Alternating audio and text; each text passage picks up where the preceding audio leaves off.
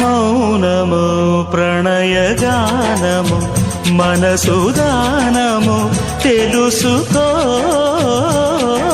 నీవులు కలిసి నేనుగాలసి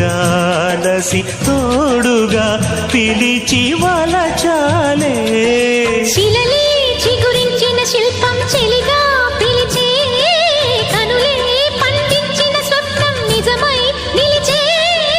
నేడో మరునాడో మన మమతల చరితల మలుపు తెలుసుకోవా వసంతంలా